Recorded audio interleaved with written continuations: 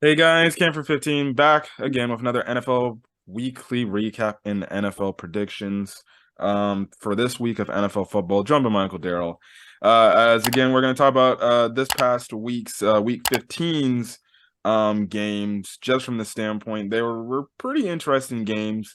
Um, and all I can say is like some divisions were clinched. Uh, First seeding races are actually getting pretty hectic now, especially going into this week. Yep. But really some solid games. And let's start off with last week's Thursday night game. The 49ers ended up defeating the Seattle Seahawks. Honest to God, from what I remember watching this game, it was actually kind of one of those. The score doesn't really dictate how close the game was. It was actually pretty much a blowout without the 49ers scoring crazy points, but the 49ers had complete control of this game. The Seattle's offense was like at the becking call of their defense.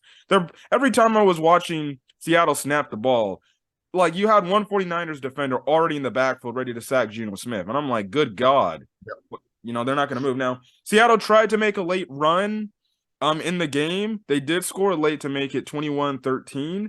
They just needed to get a stop, but the offense was already on a roll that the Seattle defense couldn't do anything to stop it. Yeah, Tyler Lockett got hurt. Kenneth Walker III was limited. He didn't look like he was 100%. So San Francisco defense did what they always do. They make you one-dimensional. And again, Geno Smith couldn't carry the load. Yeah. Pretty much that's what we can say there. That one alone just pretty much seals the deal for the 49ers winning the NFC West, which I think they should have already. Yeah, I thought that division for me was wrapped up weeks ago. Yeah. I mean, there was really no one other than the 49ers that was moving forward in the division. Seattle looks good. Arizona and the Rams, I mean, they basically fighting for draft pick status. You know, so other than that, Frisco had this division one, in my opinion, weeks ago. Yeah. Brock Purdy, he had another good, solid outing. Again, honestly, even if Jimmy G does come back for the playoffs, honestly, I say stay with the hot hand. If he's doing good, keep him. Keep him starting for now. Maybe. But at the same time, though, I mean, let's just slow the roll now. Let's look at who But Brock Purdy is yeah. playing. Yeah. You know, Well, he did play it just, tough. He did play really good against a really good Tampa Bay Buccaneers defense. So that's one. that may be true, but the Buccaneers has been a sub 500 team all year. So, you know, not Carolina, Seattle has been, teetering on that 500 status all year. So, I mean, Brock Purdy, for the most part, has really only got 2 full games under his belt. I would prefer we see him under situations where he's playing a true playoff team before I just sit up here and say, let's just give the ball to Brock Purdy and forget Jimmy G. Yeah. The next game on Saturday, or well, the first game on Saturday, which starts, I guess, this whole Saturday slate of games going into this week, especially. The first game we had was a shocking game.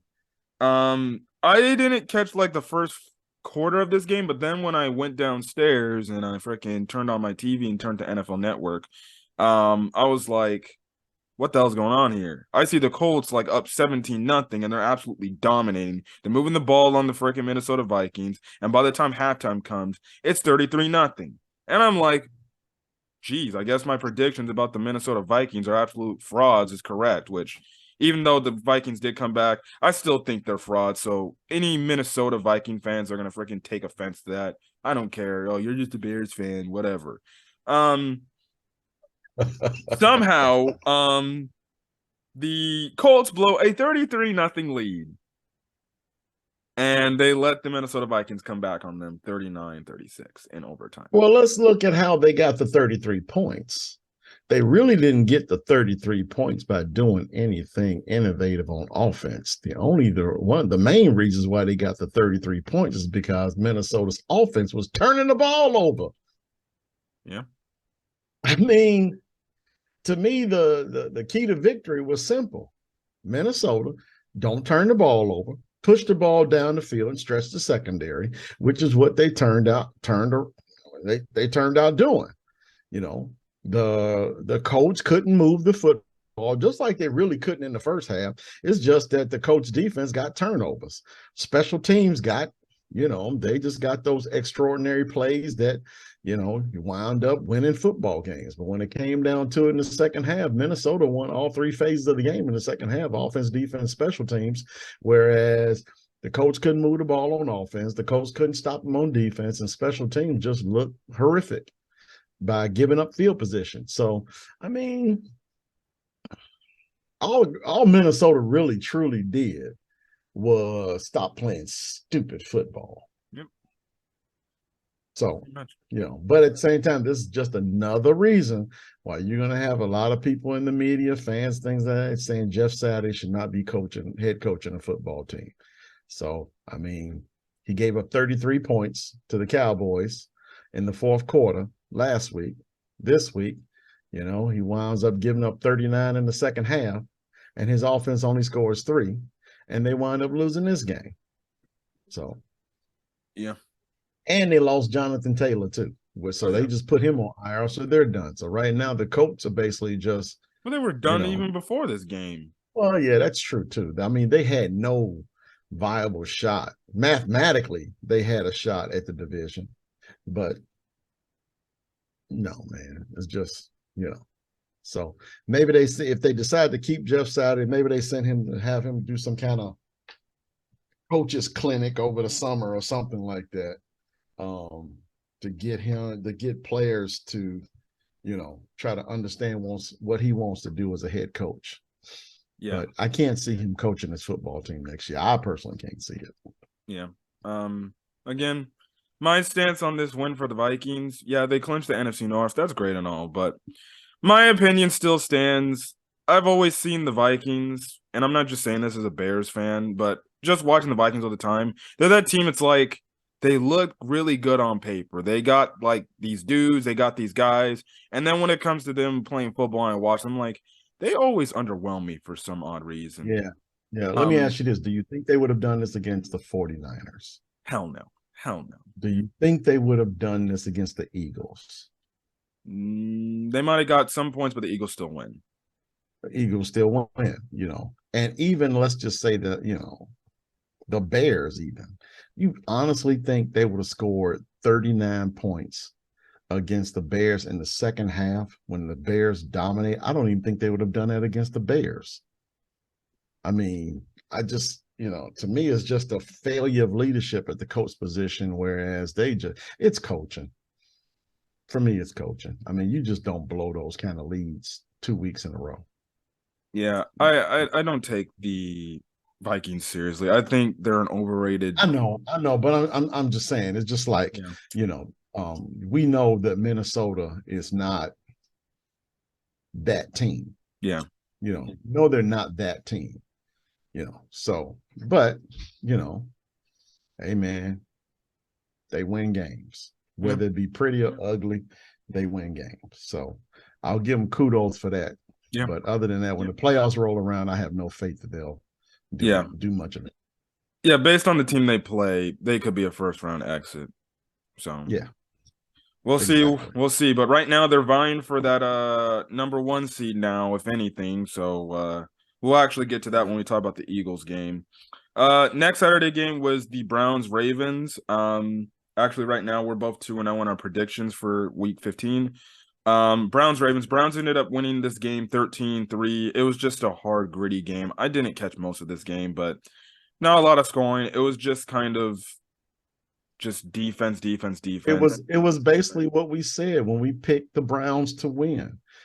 If Lamar Jackson does not play, the Browns are not. I mean, the Ravens are not going to win this game. And Tyler Huntley wound up playing, and all they could do was generate 3 points. And over the past few weeks, all they've been doing is generating. I don't think they generated more than 20 points. I mean, maybe 2 or 3 times. 3 or 4 times in the past, maybe 6 weeks. So that offense has been sputtering. Yeah. And they're in free fall. They also lost I believe the division lead now. So they're not leading the Yeah, division now. Cincinnati, and we said it then too, man.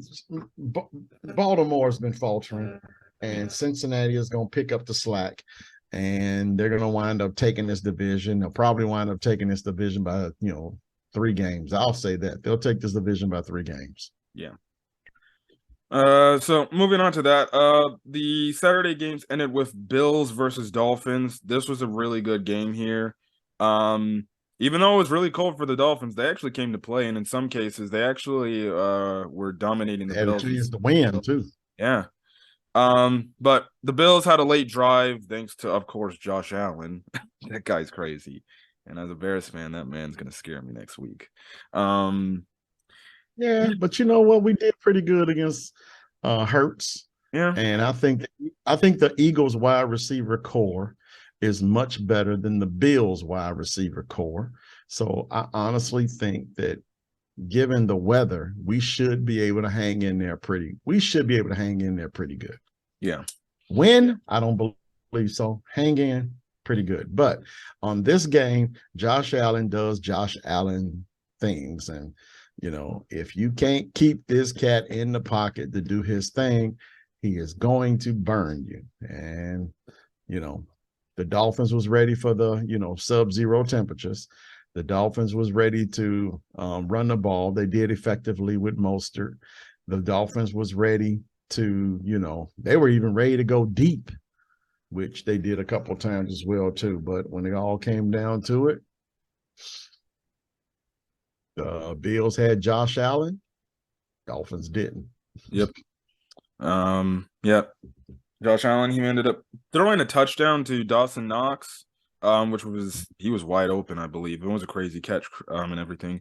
Then he also ran in a 2-point conversion when at first I thought, oh, it wasn't going to be a 2-point conversion. I thought they stopped him. But no, they reviewed it. He got in, the ball broke the plane, and then Dolphins tried to go down the field. They don't. And then, obviously with time left. Like I said, Dolphins didn't have a cat like Josh Allen. I love Tua to death, Roll Tide. But I mean, a scrambling quarterback, he is not. He is not going to be able to move the chains via his feet. And I don't think the Dolphins want him to try to move the chains via his feet due to his concussion issues. So, with that said, and the fact that I still don't believe he can throw passes 40 plus or more, Dolphins may be a short exit from the playoffs too. Could be. And that's another loss for the Dolphins, which they're actually, falling in the playoff race in the wild card. So that's definitely not good with them. They need to at least get a win within the next 3 weeks to at least maybe solidify themselves and maybe potentially clinch a playoff berth. Right. They got the last spot right now. So right now, they're 7th in the AFC with the Patriots and Jets still holding firm at 7-7. Jaguars, Raiders, Browns, Steelers are all at 6-8. And of those 4, I do like the Jaguars making some moves to try to move up. So this thing is way not over for the last spot of the playoffs, which right now you're looking at 1, 2, 3, 4, 5, 6, 7, 8 teams that are within 1 game of each other. I mean, 2 games of each other. So that AFC race is getting really tight. Yeah. Still don't trust the Raiders, though. We'll get to that game too. We'll get to it. But so I don't give a damn what happened that game. I don't give a damn what happened that game. I don't trust the Raiders. Right now in our predictions, we're 5-0. Honestly, I think out of all our weeks, this is our best start. I think so too.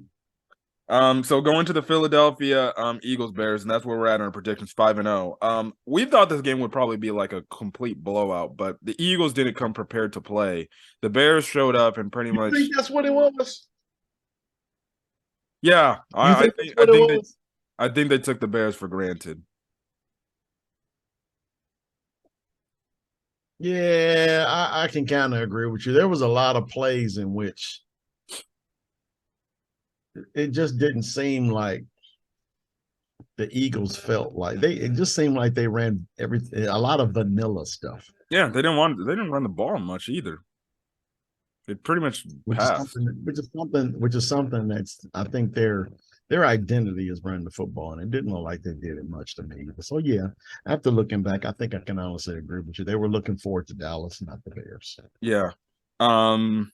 Yeah, if you want to give our more in-depth thoughts about this game, you can go check out our Bears game recap. Again, we're Bears fans, but yeah, pretty much the thing in this game, Justin Fields does amazing things yet again, to the point you have like Darius Slay on his like YouTube channel talking about like, and if you're a Bears fan and you haven't seen that, go listen to Darius Slay's stuff, because he was like, I've only seen this guy in film, never seen this guy live in person. He talks about his amazing run, Justin Fields' run he had in this game. He's like, oh crap, this guy's insane.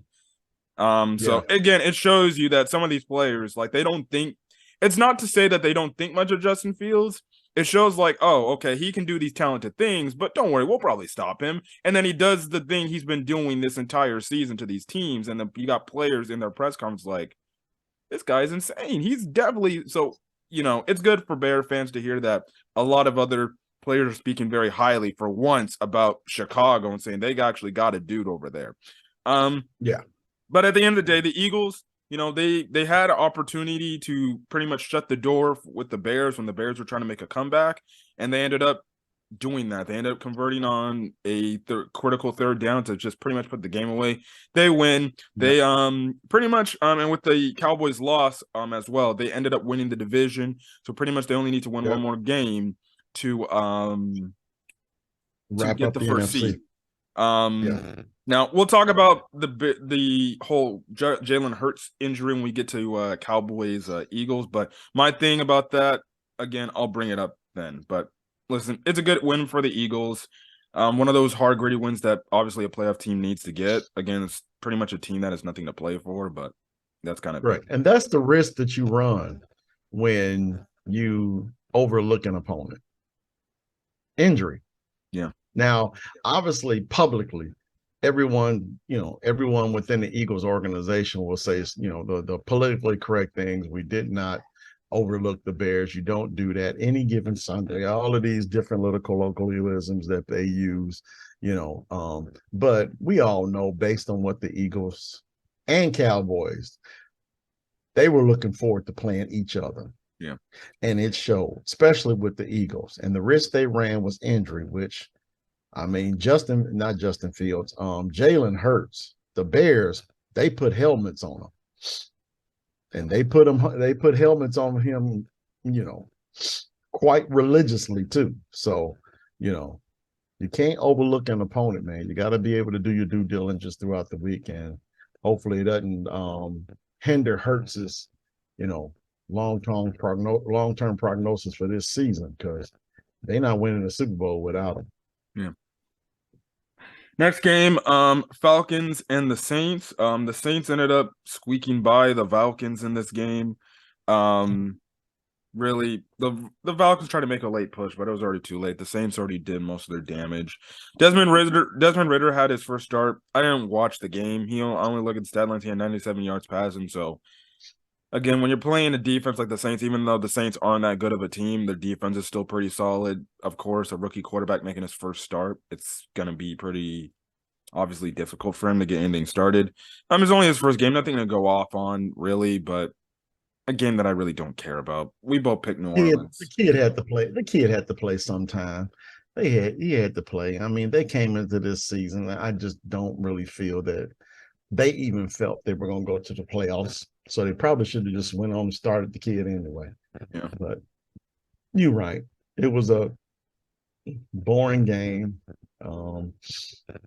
I tuned in for maybe 5 minutes or so, and then left. So this was a totally meaningless game for me. And I think 5 minutes, me giving it 5 minutes this late in the year was too much. Yeah, we both picked New Orleans. So right now, again, best start in our weekly predictions.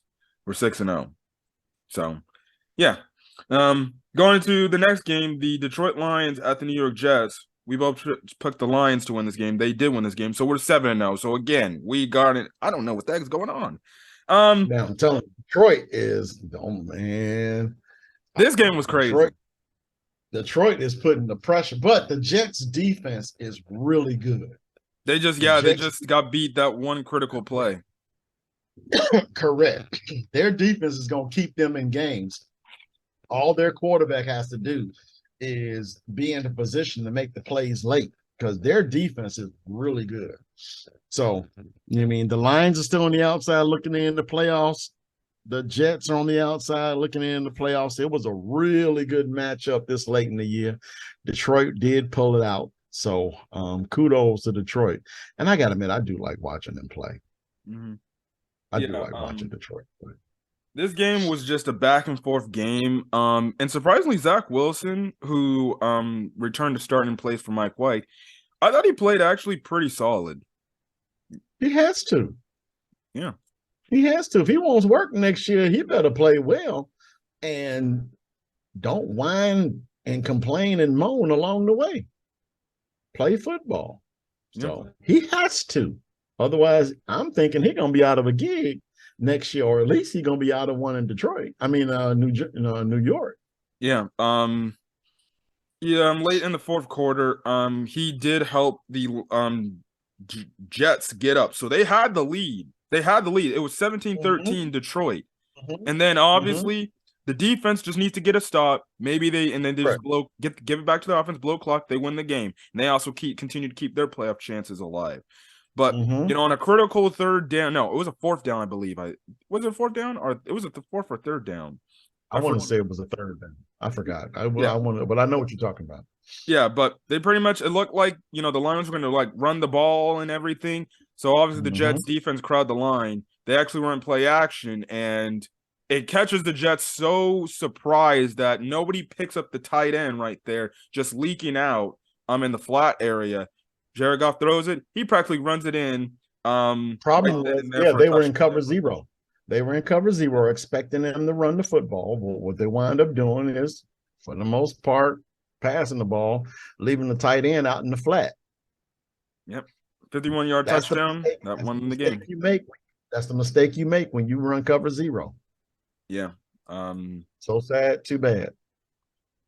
Yeah. That's actually a tough loss for the Jets to swallow there, but hey, that's kind of what you have to go with the territory. Good one for the Lions, keeps their playoff hopes alive as well. But it didn't hurt them too much. It didn't hurt them in the playoff, right? They still have an opportunity to get that last spot. Yeah. So we'll see. Yeah. And next week is going to be crucial for them. Yeah, I think that was a must-win game, especially when the fact you look at the Dolphins losing, and then even the Patriots losing later in the day. Correct. Correct. So that's the thing there. Granted, it hurt them. But not as bad because obviously Dolphins and Patriots lost. Yep. Next game, Steelers at Panthers. This is where we take our first loss in the prediction. We took Carolina in this game.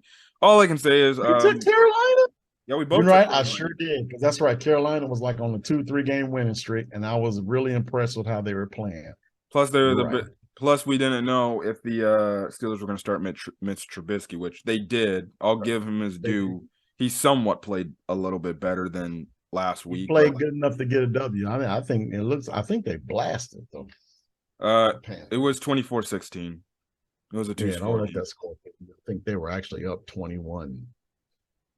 Yeah, 21. I want to say 21-3 at one point. I want to say.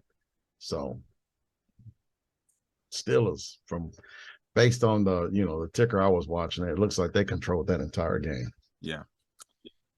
Moving on to the next game. This game, holy crap! I cannot believe this game. Obviously, the whole biggest thing this week for the Cowboys, especially, was Micah Parsons talking about Jalen Hurts, because he was asked a question: do you think Jalen Hurts is a systems quarterback, or what he's doing is like a product of how he's playing? And obviously, in a way, Micah Parsons phrased like, well, it's kind of the system that's making him this good. So, yeah, and then obviously you had the back and forth between the Eagles and Cowboys players. And I'm just like watching this. I'm like, I don't know if they should have said this a week before they're playing the Eagles, man. Why are we talking about the Eagles before you? Yeah, why are you saying this nonsense before? I mean, you're playing the Jaguars. This is before you play the Jaguars. Yeah. Mind you. Yeah. And you're talking about the Eagles. Now, granted, I get it. You're asked a question, but your publishers should have already schooled you on not looking ahead to an opponent. So when you got the Jaguars up and someone asks you about your next week opponent who happens to be a division rival, my thing will be don't click that bait. don't accept it. Just simply say, listen here, man, I'm not worried about, I'll worry about the Eagles when it's time to worry about the Eagles. I got my mind on the Jaguars and we need to beat them. Yep. But no, he gonna sit up here and bypass the Jaguars to talk about the Eagles, and then the Jaguars light their ass up for 40. Now, here's the thing with this game. And mind you, one guy scores 3 touchdowns. Yeah. Now, in the first half, the Cowboys played like, okay, they actually backing up what Micah Parsons was talking about. They were dominating the Jaguars literally in the entire first half. Then they get to the second. First 15 plays, they probably went to the halftime and scrapped the whole thing and said, you know what, Trevor, we're going to give this ball to you and you're going to take us home. Yeah. And then second half comes after they were up 21-7. And at some point, so we get to the third quarter. Jacksonville ends up getting a 33-yard field goal. Then the Cowboys get a field goal and then makes another field goal. It's 27-10. 27-10. And if you watch the Cowboys-Packers game, what did the Cowboys do in that game? They single-handedly blew a big lead, and that's what they did here. They blew a lead, let the Jaguars come all the way back. They were picking on that one corner like he was butter, man. Guy couldn't cover anybody. They somehow Zay get Jones every time, and they made sure Zay Jones was, I think it's number 30. I keep forgetting his number 30. And every time Zay Jones was in front of him, Trevor Lawrence didn't even have to worry about looking off the safety. Didn't even have to worry about looking off the safety. And they knew where Micah Parsons was at all times. Oh, yeah, they shut him down. He only had 1 or 2 sacks this game in the first half. And after that, they were early. They were early. The defense didn't adjust to what the offense was doing in the second half because they found Micah every time he tried, whether he did a stunt or whether he come on the left or the right side. They found him every time, and he got nowhere near Trevor Lawrence. But yet, you want to chime in on the Eagles. Yeah. Dak Prescott. Go ahead. Dak Prescott. That's why people talk about the Cowboys, man. That's why people talk about the Cowboys. Dak Prescott, I think he had like a crucial turnover in the second half. Not the overtime one I'm talking about, but another one that the the Jaguars able to capitalize on. He should have threw it away. And then that's what I'll say about that. He should have threw it away. That pick six should have never been thrown. I'm not talking about the pick six. I'm just saying, I'm just that if he just throws it away, maybe, just maybe, they win that game in regulation. Yeah. So what ends up happening is so the game ends up, going Jacksonville's way. So then all of a sudden, hey, give credit where credit due. Dak Prescott, after his bad play in the second half, on one of the critical drives, he actually leads the team down the field, scores the touchdown. They're up 34-31. Jaguars' last possession. They get stuck. They won. Trevor Lawrence is trying to make something out of nothing. He's more like a pocket passing quarterback. He's not a running quarterback like, say, a Justin Fields or Kyler Murray or any of those type of quarterbacks. But he can move the ball via his legs, though. Yes. He should have got down and he should have just slid. But he ends up getting hit. I forgot by who. He ends up getting hit. Fumbles the ball. And I'm like, oh, shoot, he fumbled the ball. Cowboys recover the football. I'm like, okay, they just got to run the ball. We'll make them use their timeouts, pick up a first down. Game over. First and second down, they run the ball, but they get stuffed. And I freaking hate. I've said it many times in my Bears recaps. I don't know what's wrong with these offensive play callers, with their head coaches, or these offensive coordinators who think they try to outsmart everybody, and then they go on the press conference and say, please, the fans don't know what the hell they're talking about. We get paid professionally. We're this. Again, my phrase is keep it simple, stupid. Even if you were getting stuffed, run the dang football. On third Run down. the ball again. At that point, the clock is the enemy. Get that clock out the way. Play for field positions. Your defense is supposedly the best defense in the league. Play the field position and force them to use whatever timeouts they have very quickly. Yep. But no, as usual, it's the Cowboys.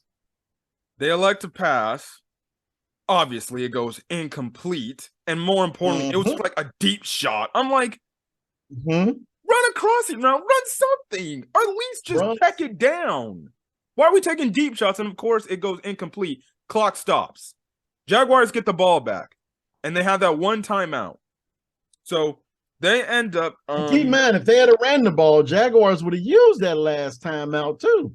Yep. If they would have just ran the ball, make the Jaguars use the timeout. Thus, when they get the ball, they have none. That plays into Dallas's defense. I'm sorry. Go ahead. Yeah. So, they get the ball back. They're driving down the field and everything. I forgot if they did use one of their timeouts. But because they were tackled in midfield or something like that, and they just had to use it. I forgot. I don't remember. But there was this one critical play, I think, to Zay Jones, where he caught the ball, and there was this tackle. Originally, it looked like the tackle was in bounds, which means the clock would have still been running.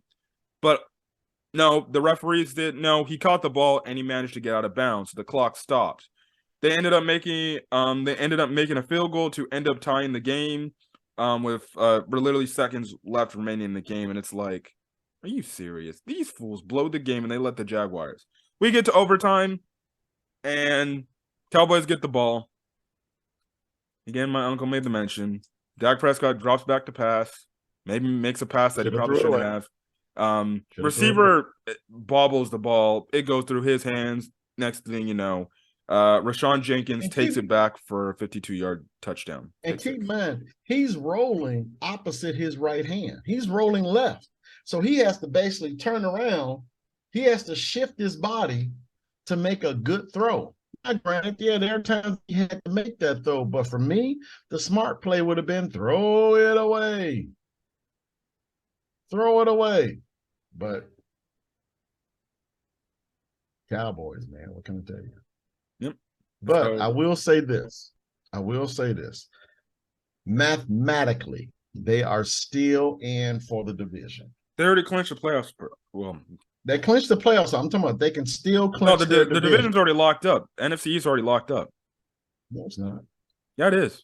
They got to beat the Eagles next week, and the Eagles got to lose 3 straight. No. And they'll be tied.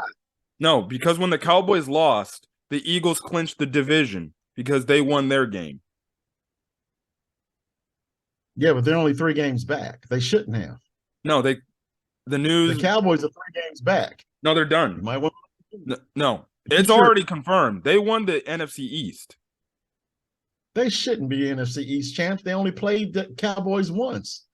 Being 3 games back, and they got to play the Cowboys again with 3 games to play. They won the NFC East. That division should still be up because if the Eagles lose 3 straight and the Cowboys win 3 straight, they're both tied at 13-4. I'm checking right now. They split during the season. I'm talking hypothetically here. They would have split during the season, which means they would go to record by conference. And if I'm correct, the Cowboys mathematically has a chance to win the division because Eagles would already have a loss in the division. Cowboys beat them. Cowboys won 3 straight. Eagles lose 3 straight. Right. Cowboys will win that division. So the division is still theirs for the taking. They got to beat the Eagles and hope the Eagles lose 3 straight. Yeah, my bad. You're right. I just checked. Okay. Yeah, they need one more win. That's all right. Yeah. So they're still in it. And if Jalen Hurts don't play next week, I mean, Matt, depends on what's going on with his shoulder. This is highly plausible that could happen. Eagles lose 3 straight, Cowboys win 3 straight, Cowboys win the division. Yeah, that would make the Vikings the first seed in the playoffs. Depends on how the Vikings play. That's true. I would personally root. I would think that if the Vikings run off, win all their games the rest of the way, it would be interesting. But but mathematically, the Cowboys are still in it for that division. Yep. I guess update. Jeff Saturday is now benching Matt Ryan, and Nick Foles will be starting against the Chargers this Monday night. Oh God! So now it's Nick Foles' turn. That's what happens when you don't accept responsibility for your actions. That's all. You're gonna blame Matt Ryan. All right, we're gonna get out of here. We'll be back with more. All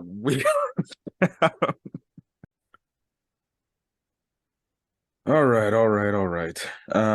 Yeah. So, okay, moving on. Kansas City versus Houston. Right now, the prediction goes, I'm 8-1. I took the Jaguars. My uncle took the Cowboys. So he's 7-2. So this game, again, a lot closer than I thought it would be. Houston somehow ends up taking Kansas City to overtime, but Kansas City ends up getting the ball first, and they just pretty much run it down. McKinnon, he ends up running a touchdown, game over. So it keeps the Chiefs' whole first seed chances alive. I know the Bills were hoping that the Houston Texans, when I was hoping the Houston Texans were to win, just from the standpoint of the draft pick for the Bears.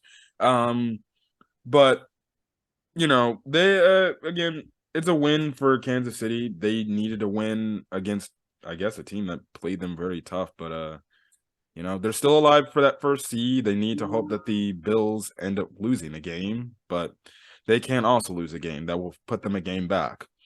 So nothing else to say from my standpoint. I mean, again, just another situation of the Chiefs doing the same thing the Cowboys and the Eagles did, look past their opponent, So there's really nothing more that I can say about it. They probably thought that, the Texans was going to lay down knowing that they got the number 1 overall pick. So I'm pretty sure it might have been added into their weekly meeting. So, but they did win. So they do challenge Buffalo. They're still challenging Buffalo. So, and probably next week, they'll probably, hope and pray that the Bears can come up with some kind of miracle that Justin Fields runs for 300 yards and they beat the Bills. Moving on to the next game. The Broncos versus the Cardinals. The Broncos end up defeating the Cardinals by the score 24-15. Maybe the Cardinals may have actually came out of this game winning, but the reason why is, Colt McCoy got hurt on a run play. And that forced Trace McSorley in the game. Then after that, the freaking Broncos defense showed up. Their offense actually showed up for once too. And they pretty much won the game there. As Bear fans, thank you, Broncos, for winning a game, because with the Broncos win, it put them back into the 3rd overall pick, but really that's Seattle's 3rd overall pick. Because of that, the Bears move up. Now they're the 2nd overall pick again. So I'll take that. I ended up going Denver, which puts me at 10-1. My uncle went Arizona and he's at 8-3. Dang, I done lost the last 3 games. Dang, I need to get a W here. Yeah, you're about to lose another one here. Really? Which one is this? The Vegas Patriots game. Man. Man, listen, damn Raiders. Damn Raiders. I need to I swear this week I have to get in contact with my boy Matt on the side and ask him how was he feeling after this freaking loss. I guarantee you he was probably pissed as hell. And one of the craziest endings, if not the craziest endings to an NFL game this season, maybe in NFL history, straight up, period. I ain't seen nothing like it. I have not seen like nothing like it. And I watched this live. After the one game, after I just turned off my screen from the Buccaneers Bengals game after I knew that game was done. I'd go over to this game this season, so it's relatively close. And it was tied and everything. And I'm like, okay, let's see. Next thing you know, I see the Patriots trying to drive down the field to maybe at least do something and get a field goal. But obviously I knew like, okay, they're just out of time. There's no way they're gonna get there to field goal. So just play overtime. We're gonna have I think the third overtime game this no. Yeah, the third overtime game this week. Which funny enough, in the Colts and I didn't bring this up in the Colts and Texans. If the overtimes went to a tied factor, one of those teams could have been the first NFL team to have 2 ties in one season, which would have been crazy too. So honestly, I was for both those games. I was kind of hoping I hope these teams to actually tie, just to see history being made. But I'm thinking this game's gonna go to overtime. So they run the ball to Stevenson. Stevenson is running. He runs up the sideline. I'm like, okay, just get out of bounds and everything. Let's go to overtime. He laterals back to Jacoby Myers. Only for Jacoby Myers to run back. They start playing Cal Stanford. That's basically what they started doing.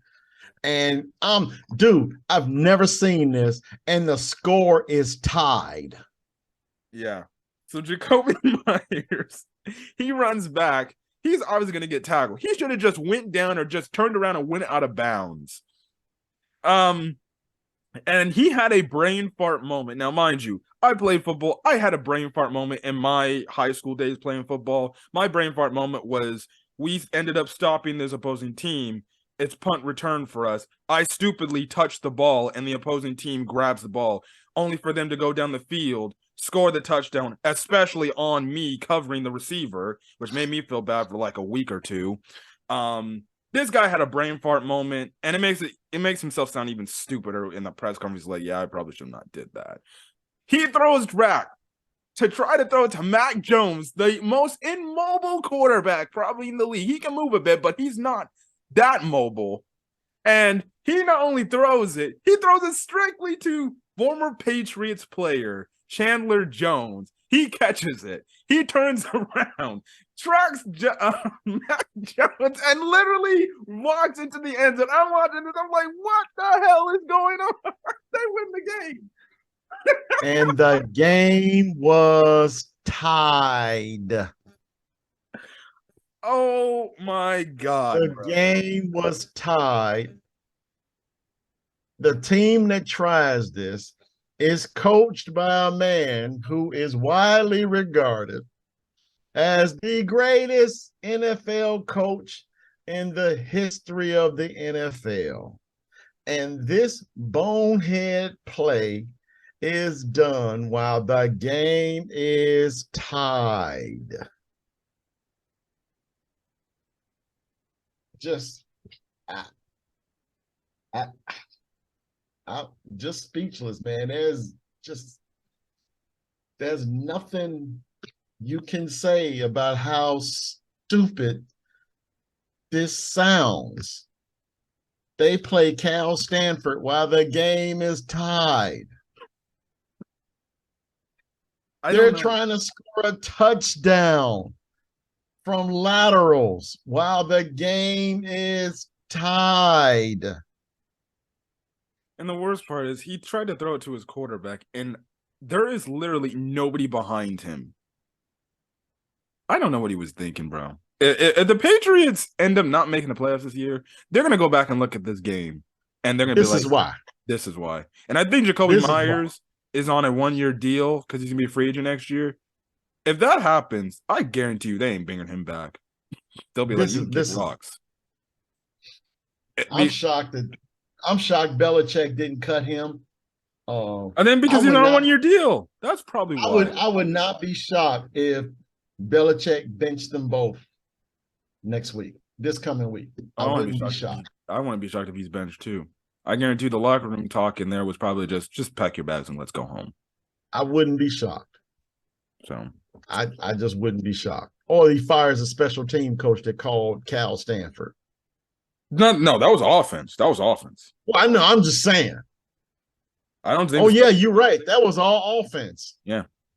And who's the offensive coordinator? Man, Patricia. God, there you go. Now they said that apparently the thing is coming from the press conference. They said, well, they told us if we have the ball and there's no time, just get down and do nothing. It really technically started with Stevenson, and Stevenson never lateral. So Stevenson was the one who started this whole lateral crap. Yeah, because he got a running back draw, and Isn't then he a rookie? I don't know. This is just Yeah, there's no words to say. There's no words. Moving on, moving on. That was a crazy game. Because of this, I'm 11-1. My uncle's 8-4. I took the Raiders. just Um, I still don't trust them. I'm not doing it. I could be 0-16 and it's a Raiders game against the worst team in the league. I'm still picking the worst team in the league at this particular moment. I just don't trust the Raiders. yeah. Next game, Tennessee at the Los Angeles Chargers. It was kind of a back and forth game. It was a closer game. The Chargers, it was tied for a majority part of this game, 14-14, and then obviously Justin Herbert, he just does Justin Herbert things, making a crazy pass, gets the team in field goal range. They kick the field goal, win the game. Nothing else. So good on them. They win the game. Now they're officially with thanks to the Patriots losing, they're in the playoff race again, and they're in the wild card. So good for them, especially I think even for Brandon Staley, who I guess at this point you would say he's trying to at least save his job. I think saving his job is making the playoffs this year.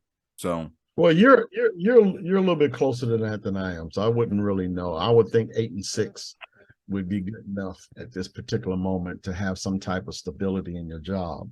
But in looking at the AFC now, yeah, the Chargers are 6th, Dolphins is 7th, Ravens in 5th, Patriots, Jets, Jaguars, Raiders, Browns are the teams that are on the outside looking in within 2 games. So all is not lost for those teams on the outside looking in, especially because the Ravens are faltering. They got to get Lamar Jackson back quick, But at the same time, they still got no wide receiver core.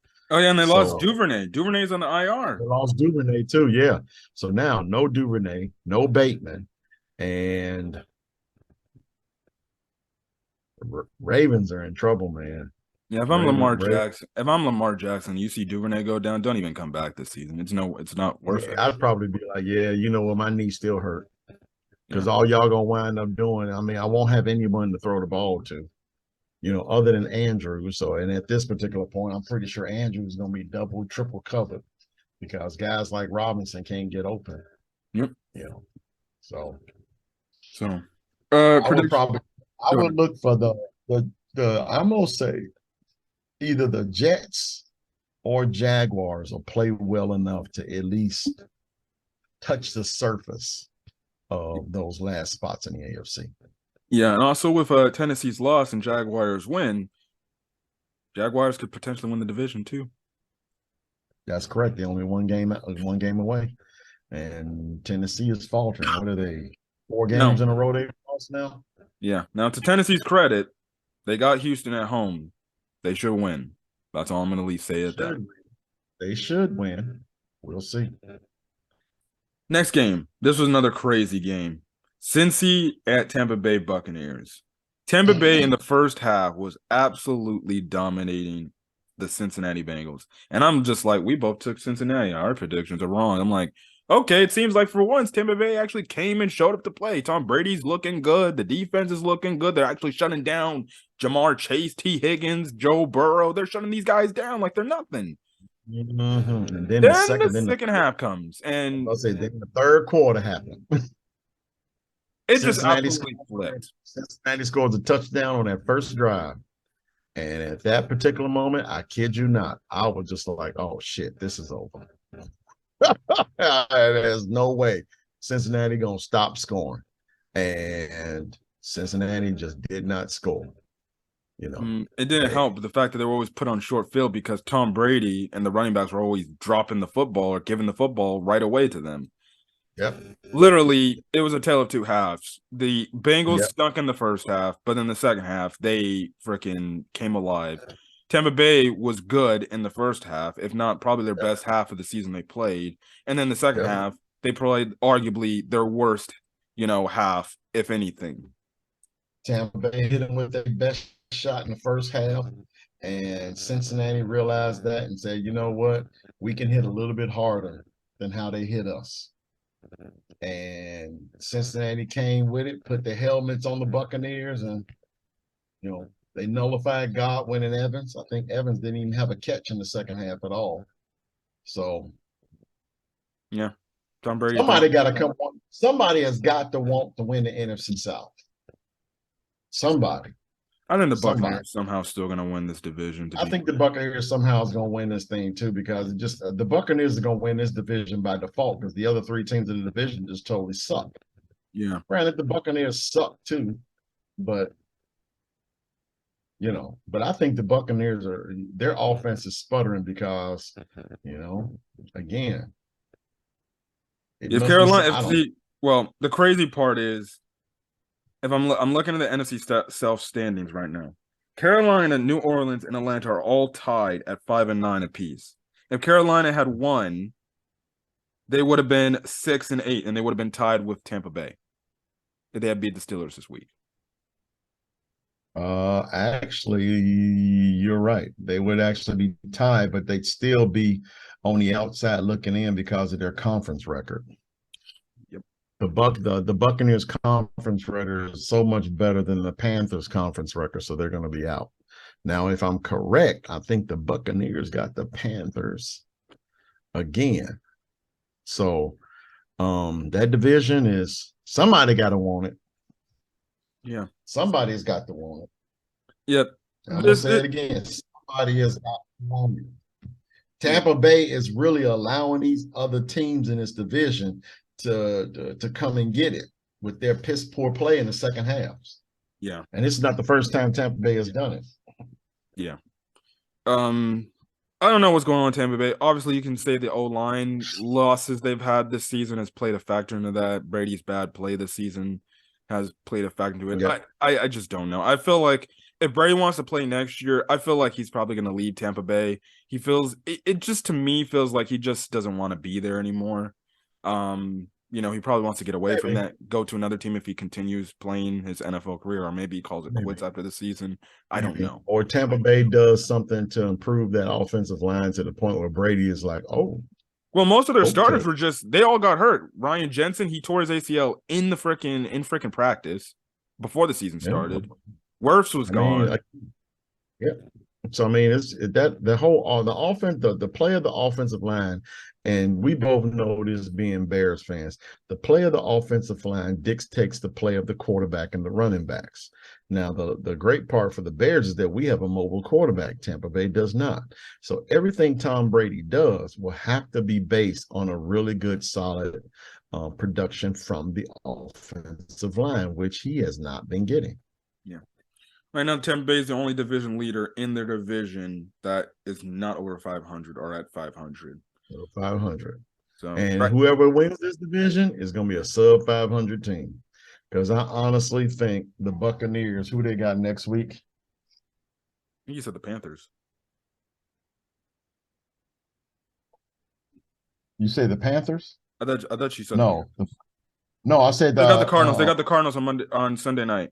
Oh, great. The Cardinals got another. The Cardinals got another nationally televised game. Man, and they can't. Man, they can't flex it either. It's too late to flex the NFL.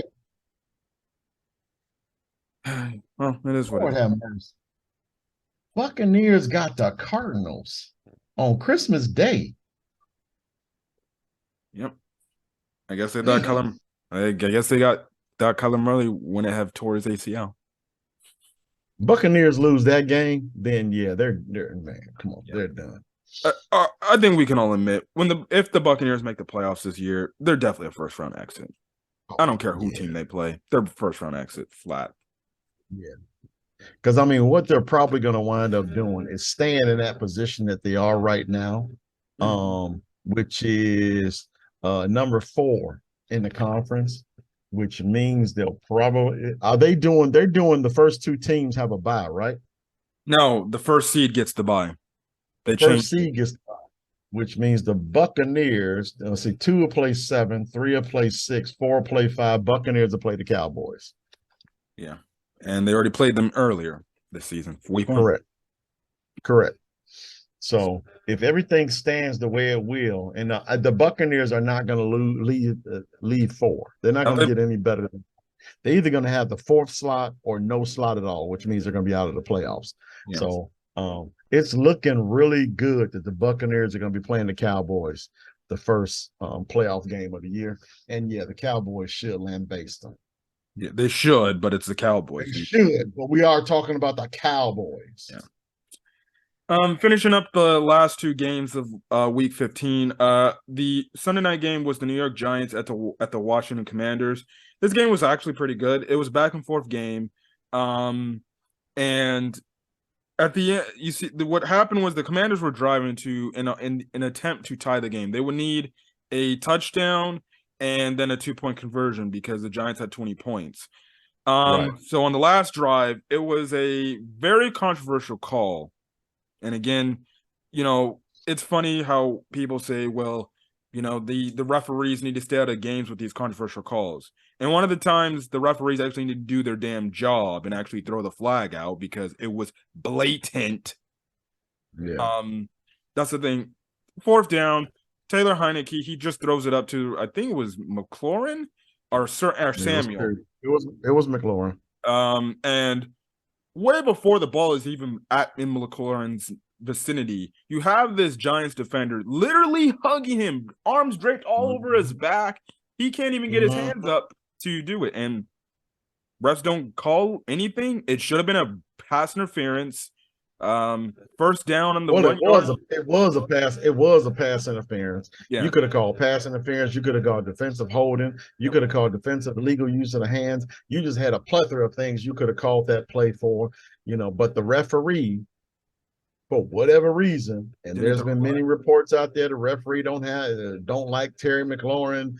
Referees want to let the guys play, but at the same time, when you see something that's blatant, and that's the problem, when you see something as blatant as that, you have no choice but to throw your flag and call the play. And I can tell you, I don't think that anybody would have had a problem with the flag being thrown on that play. Yep. So that whole we need to let the guys play stuff is just absolutely ridiculous. Yeah. Even I'll put it to you like this: the Giants fans would not have had a problem if the referee would have called that. If anything, the Giants fans would have jumped on their cornerback and said, "How could you make a play like that?" Giants fans are just taking it right now, if anything. Yeah. So, yeah. But this loss actually go. Yeah, you know what I'm saying? The referee didn't call it. It is what it is. Yeah.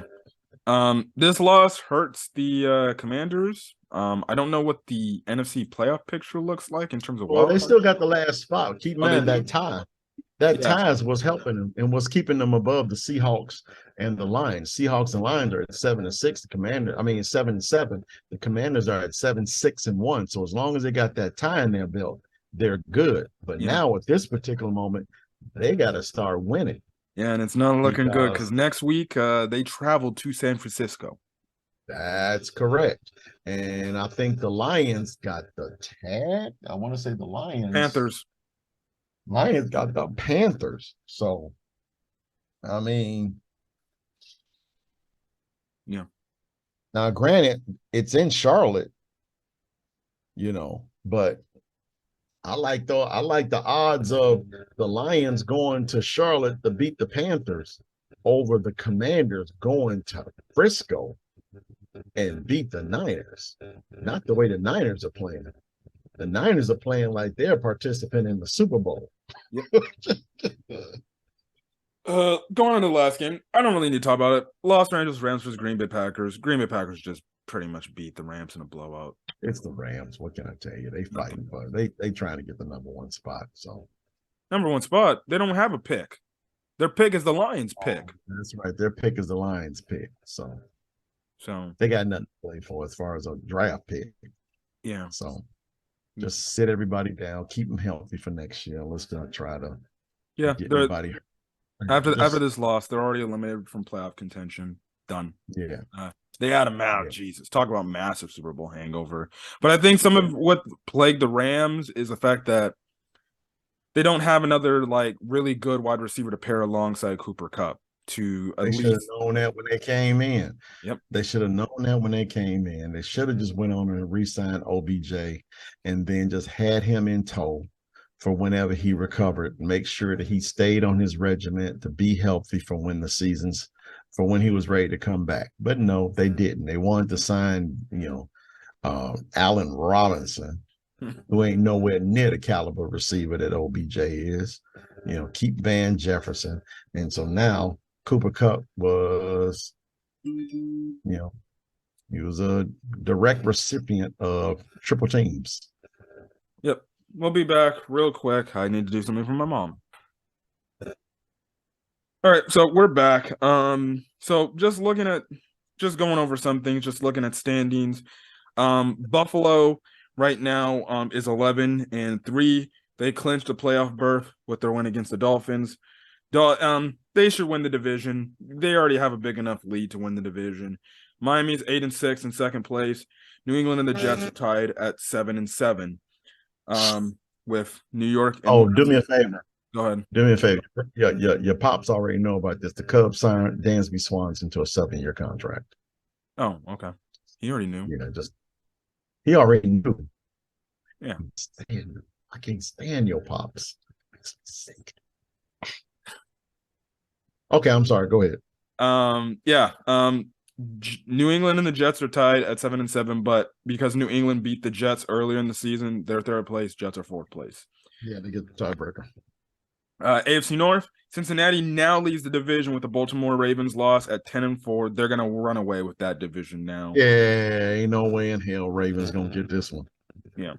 Baltimore's 9-5, and then Cleveland and Pittsburgh, they're 6-8. With Cleveland at third, Pittsburgh at fourth. The AFC South race is in terms of between Tennessee and Jacksonville. It's getting close. Tennessee is 7-7, while Jacksonville is 6-8. And we'll talk about the predictions again. Both must win games for both these teams going into weeks. The next week. AFC West are actually Indianapolis 4-9. Don't know why they're still mathematically in the playoffs, but they should just have an E right next to them. Houston's 1-12. That would be messed up, wouldn't it? Jaguars and Titans lose 3 in a row. Yeah. And then the Colts win 3 in a row. And because of the tie, they'll get the division. Yeah. AFC West. Kansas City, they're 11-3, and with their win against the Texans, they ended up clinching their division. So they're AFC West champions again. Okay. Hey, that's just what they're doing over there. People thought the Chargers. Wasn't that a prediction that we got wrong? We thought the Chargers would win the division this year. I think I did pick. I would. Yeah, I want to say I think I picked the Chargers to win the division. That's not happening this year. You know what? Now that I think about it, I don't believe I could, but I did say if the Chargers can't afford injury because they don't really have a lot of depth at a lot of positions. Mm-hmm. So I don't believe I picked the Chargers. I want to say I still picked the Chiefs. I want to say that. We have to go back and take a look. Yeah. Chargers are second place at 8-6. Raiders are at 6-8, and then Denver 4-10. But they're already eliminated from playoff contention.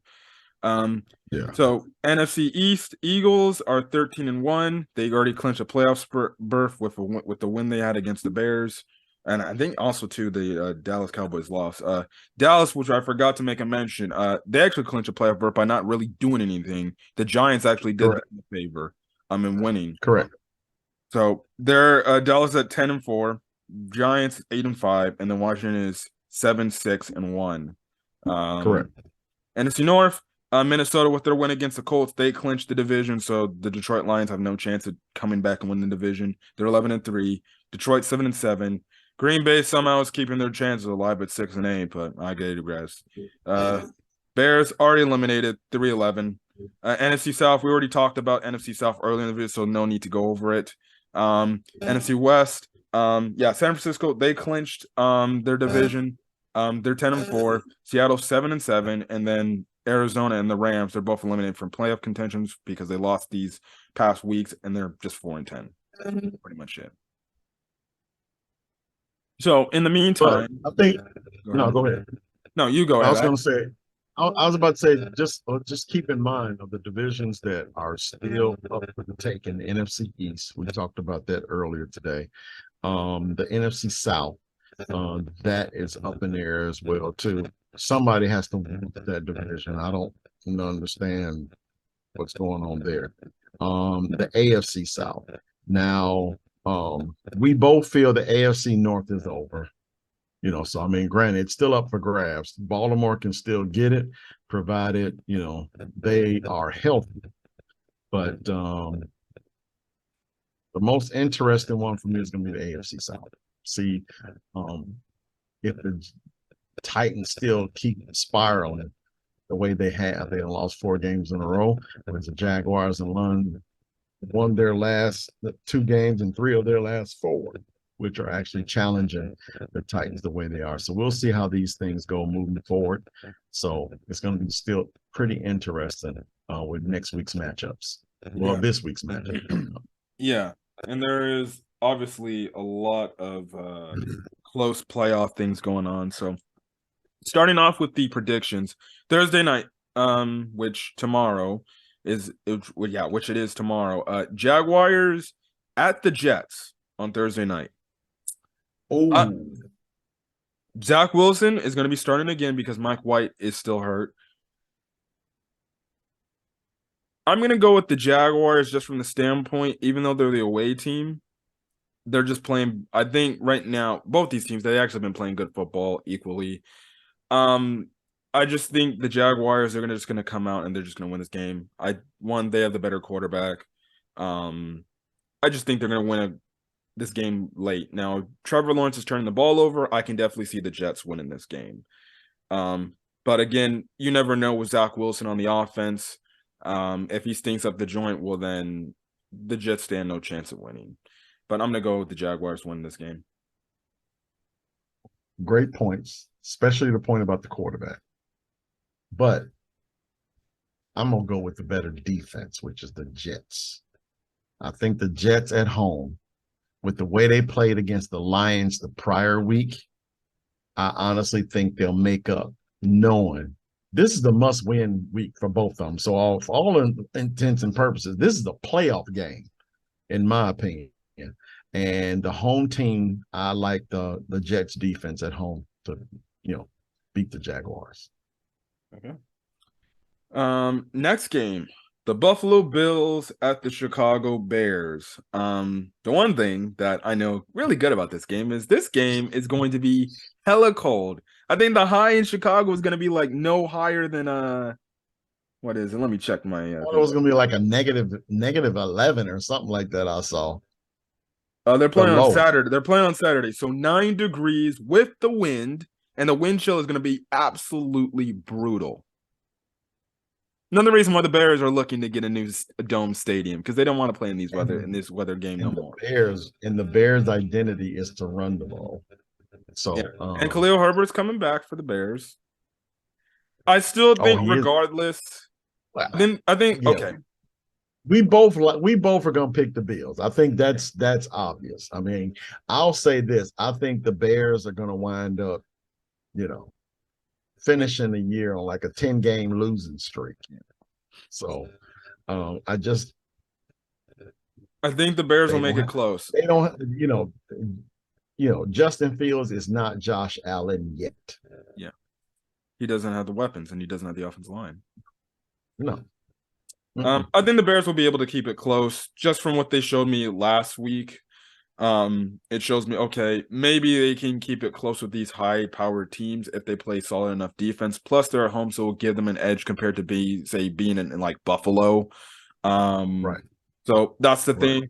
Obviously, I feel like the elements are going to play a factor, it's gonna be super cold. Even that's gonna affect even some of the toughest NFL players.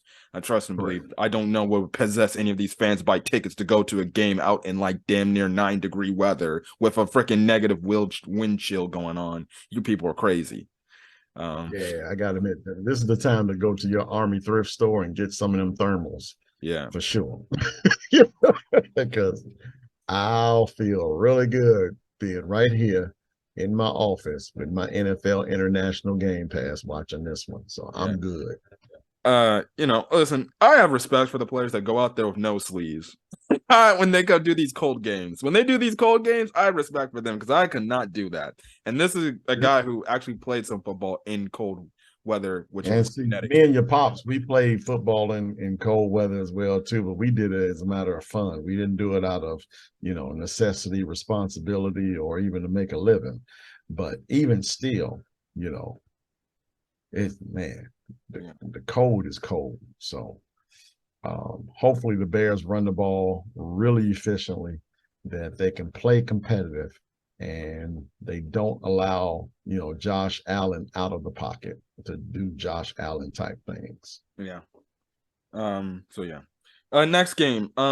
The New Orleans Saints travels to the Cleveland Browns. Again, the temperatures for this game is going to be in the freezing, frigid temperatures. And these games are on Saturday because of Christmas. Now, there are going to be some Christmas NFL games, which I think is kind of stupid because technically Christmas should be for the NBA because the NFL gets Thanksgiving. But all right, fine. I'll get extra sports. I'll probably predominantly be. NFL got to make their money too. Yeah, I guess so.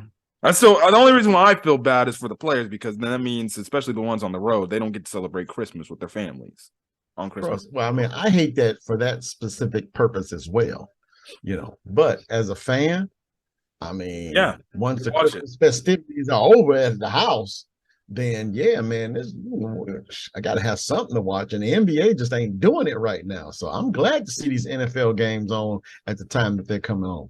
Yep. I'm gonna go with the Browns this game. I just feel like go with the Browns.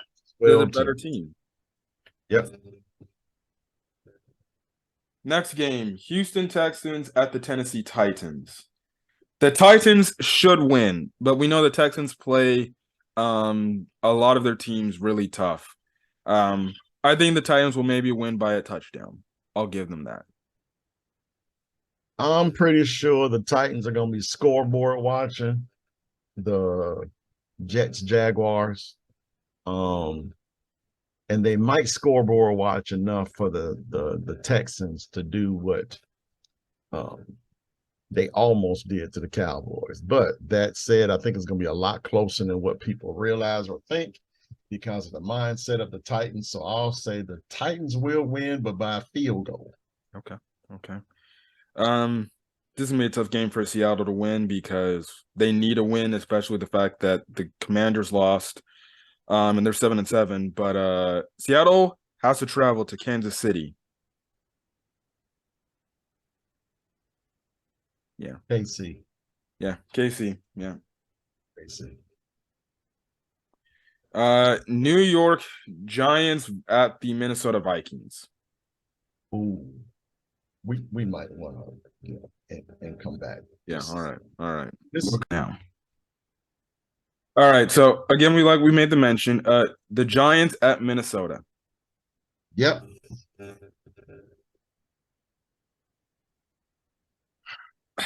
Jeez, this is a tough one. I think Minnesota's gonna get by the Giants. The Giants do have a solid defense, but again, I just don't think their offense isn't good enough to counteract what the Minnesota offense can do. That's just me. So I'm just gonna go Minnesota. Plus they're the home team.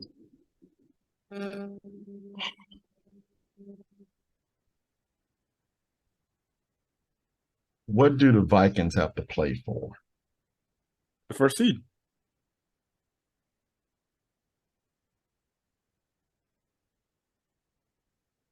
Okay.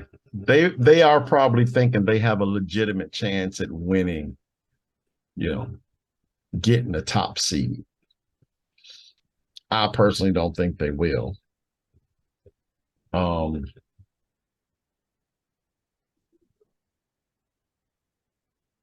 Let me ask you this. Do you think the Vikings would have done what they did last week against the Giants?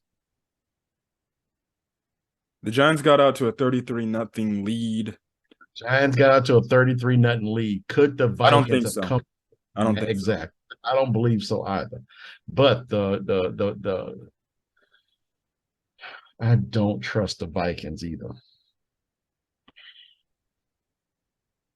I'll go with the Vikings considering they're at home. Okay.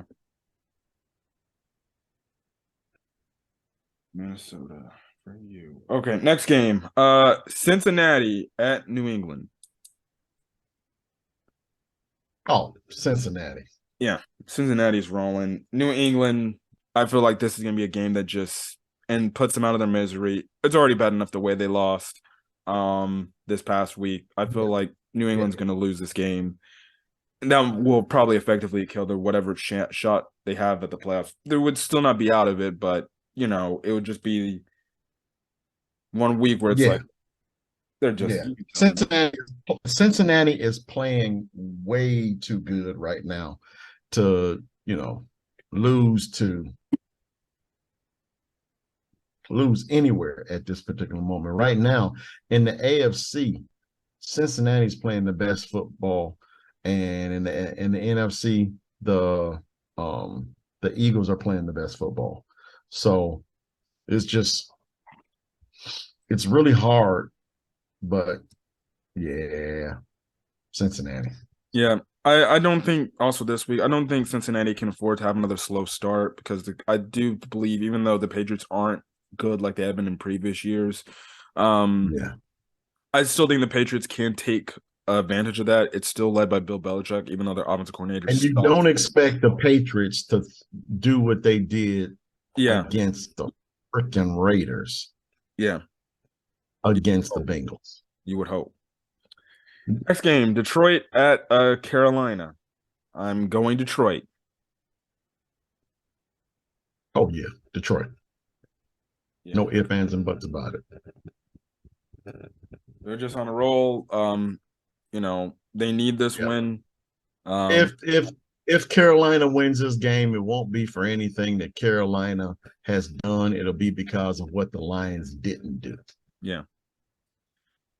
But again, if the Panthers win, hey, and they hope that the Tampa Bay Buccaneers somehow lose on Sunday night or whatever, then it puts them one step closer to getting the division. Correct.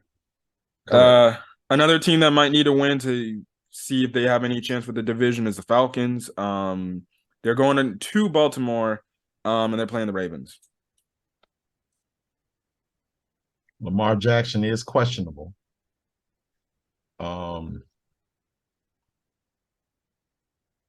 Honestly, I can't see the Falcons going into Baltimore with a rookie quarterback and winning regardless of who they put behind center. So I'm gonna go Baltimore. Yeah, same here. Same here. I just don't trust the rookie quarterback much enough to go. Especially against a defense that has, at the end of the day, it's still pretty good. Correct. Washington at the 49ers. This is definitely a must-win game for the Commanders, but sadly, I don't think they're going to win this game. I think the 49ers will just continue on their dominant streak and then just win this game too. The 49ers, for me, have a legitimate shot of getting the number one seed in the AFC, more so than the Cowboys, more so than the Vikings. And they're playing some really good football right now. Hurts is hurt. So they might have an added incentive to just go ahead and take care of the Commanders. Yeah. The game, obviously, a lot of people have been waiting for. These two teams have been waiting to play each other, and that's the Eagles at the Cowboys. Now, going to this game, it looks like Jalen Hurts will not be playing. I guess they said something yesterday that he's trying to play, but I don't think he is. He's got a sprained shoulder. They're more than likely going to go to Gardner Minshew. Hey, listen, is it his throwing shoulder? Yeah, it was the one that Travis Gibson landed on. Oh yeah. I say Gibson, Morrow, Thomas, man, he probably got a litany of things going on with him, because they hit him pretty good. Yeah. But can Gardner Minshew do what's necessary and beat the Cowboys? Maybe. Maybe. Maybe. With the way the He Cowboys has play, that, I'll give an opposing team a chance. he has that gunslinger's mentality. Where are they, by the way? They're in Dallas. They are in Dallas. I don't even know why I would think the backup quarterback would be cannon fodder for the pass rush of the Cowboys. Okay, I'll go because I want to see something really interesting. I'm gonna go with the Cowboys. I just don't want to see the Eagles win the division just yet. I want to see if the Cowboys can stay alive and band together and come up with a W. I think the Cowboys can do that. Now, keep in mind, the last time I picked the Cowboys in a really big game, they lost. Yep. So, I'm even with the backup quarterback. I think I'm going to go Philadelphia to win this game. There's too many times where I see the Cowboys, they have the game right then and there, and they just lose it through the grasp of their hands. Now, I have seen when they have an opportunity as well. They're in the same opportunity to take the game. That defensive front does what's necessary. Yep. So, but we'll see. It's going to be a good game. I think it's going to be a good game nonetheless. Gardner Minshew is an experienced quarterback. He can play, when given the opportunity for one game. Yeah. And I think obviously with the weapons, and I can definitely see that the Eagles are going to run the ball a lot and then just have it to where Gardner Minshew just do just enough to get us by. But I think the Eagles are going to they're going to have everything that, what Micah Parsons has said. And listen, regardless, if I'm the Cowboys, you guys, they've been hyping this up. Micah Parsons, I expect him to do something. He was the one talking like he's going to go up in here in this game, going to get like 5 sacks and do what Reddick, Cox, and all those dudes are probably going to be doing. I'm getting like crazy sack numbers. Well, for the Cowboys, I think it's like this is a put up or shut up moment. They lose this game, I ain't taking them serious. They're just chirping just to chirp. Well, and for sure, if they lose to the backup quarterback, yes. Oh, yeah. Yeah. Philadelphia wins this game, they win the NFC East. So, hey, that'll be a nice early Christmas present for them. Yeah. This game's going to be on NFL Network for people who don't know. Raiders at the Steelers. Now, I don't know if Kenny Pickett is going to be questionable to play. I don't know. I think he would. Since they're the home team, and since I expect Kenny Pickett to more than likely play this game, it's been 2 weeks since his concussion. I'm going to go with Pittsburgh this game. I don't trust the Raiders. I ain't doing it. I'm going with the Steelers. And also, just on another note, Franco Harris passed away today at the age of 72. So we'd like to give our heartfelt condolences to the Steelers family as well as the Harris family. Yeah. Moving on from that, Sunday games. Yes, there's going to be Christmas Day games on Sunday. So I guess you can watch NFL and NBA at the same time, even if the NBA hasn't been as interesting as the next person. First game is Packers at the Dolphins.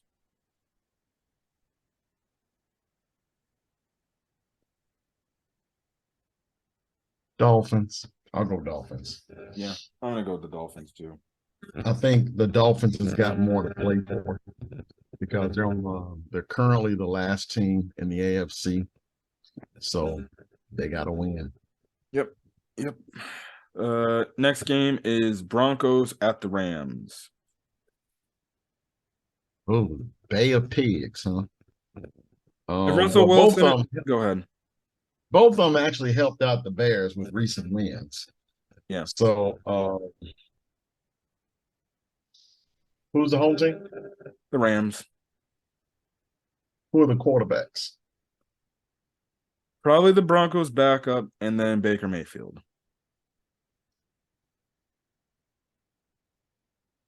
I'll go with the home team. I'll go with the Rams. The Rams do have a really good defense. When you got two really good defenses, you got to think about the quarterback, and I think Baker Mayfield can do just enough to get a W at home. Yeah. If Russell Wilson was starting this game, I would probably have gone Broncos, but I don't think he's starting with the fact that one, he has a concussion, and typically what we've been seeing with concussions this year, it isn't just a player misses 1 week and they come back the next week. They typically now, thanks to Tua, dumbs, self, or really the Dolphins' dumb management team, in terms of helping out Tua, and now they're holding players out for around at least 2, maybe 3 weeks to recover from a concussion. And plus, Russell Wilson had that big bump on his head. So honestly, I think the freaking Broncos are just going to shut down Russell Wilson for this year and just like say, dude, it's not even worth it. Don't come back next year. Yeah. So I'm going to go with the Rams as much as I want the Broncos to win. Plus, he makes $35 million a year. So yeah. Yeah. I would want the Broncos to win this game because then it moves their pick, or the Seattle pick, up the board. Actually down the board. My bad. Right. But it is what it is. That's kind of the thing. And I'm only saying that for a Bears fan because I want to keep that second overall pick. And then not the last game. The last game on Christmas Day is the Sunday night game, and yes, it's the Buccaneers at the Cardinals. I'm gonna go with the Buccaneers mostly because they're the better team, and then the Cardinals have the third string quarterback starting.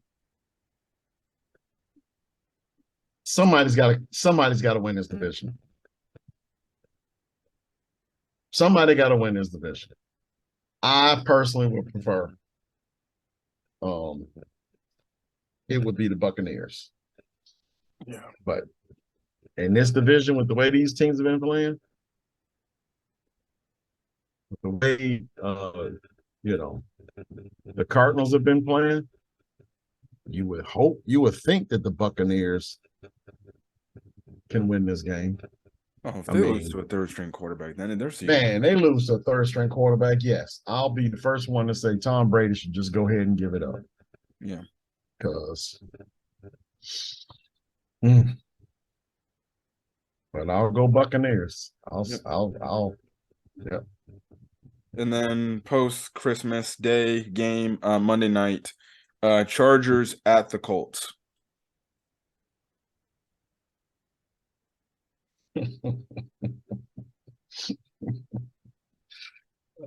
Golly gee. The reason why I'm like really laughing is because you cannot expect the Colts to do this 3 weeks in a row. Yeah. Have a great first half, come into the second half, play very good football the third quarter, and then just totally just get dominated the fourth. Can't expect them to do it 3 weeks in a row. Now, keep in mind, I'm going to go with the Chargers. Yeah. I'm going with the Chargers. But I would hope that it's not under them circumstances again. Yeah. I'm going with the Chargers too. This game. I think this game could actually be pretty close. The Chargers sometimes typically play down to the level of their competition, which shows kind of their inconsistent play every now and then. And plus, if the Colts say get out to a big lead in the first half, and also too, Nick Foles is going to be starting this game, so maybe some things are different. Don't know. But him and Matt Ryan are equally is the same. They're just old quarterbacks. They can't move. They can't do anything. But the thing is, the Chargers aren't typically a good second half team. They don't score a lot of points in the second half. They should have blown out the Tennessee Titans because they had complete momentum, but they kept that game tied. But at the end of the day, they still won the game. But the Chargers, they're kind of that team that they may play down to the level of competition. This could end up backfiring. I don't think the Chargers are going to win, but honestly, if the Indianapolis Colts pull off the upset here, I think this could be a loss that damages the Chargers in their playoff hopes. I agree. So we'll see. Yeah. But I think things it would make for really interesting seedings in the AFC if the Chargers win this game. Yeah. So just I think if the Chargers lose this game, then they probably should go ahead and have a coaching change. Yeah. Anyways, we're gonna get out of here. If you guys like the video, leave a like, put in the comment section your thoughts on our NFL weekly recaps as well as the predictions we had this week. Have a good Christmas and a happy New Year. Again, we'll be back next week talking more NFL football, I guess going to New Year's and stuff like that. But other than that, we're gonna get out of here. Catch you guys This next our video. last broadcast for 2022. Let me actually check, actually. Is this our last one? Because the No, games are. no. Actually, there's gonna be one more week of December. So next Okay. week should be All the right. last one. So Next week should be the last one. So I guess we're just gonna the 31st. yeah, 31st is Saturday. Or even better yet, the 28th. Yeah. Okay. More than likely. All right. Anyways, More than likely. Okay. yeah. All right. Hit that subscribe button if you like. Wouldn't spend the holidays any other way, my nephew. Just I feel really blessed for us to be able to connect like this, because considering who your old man is, Anyways, we're gonna get out of here, guys. All right. Video till then, guys. Peace.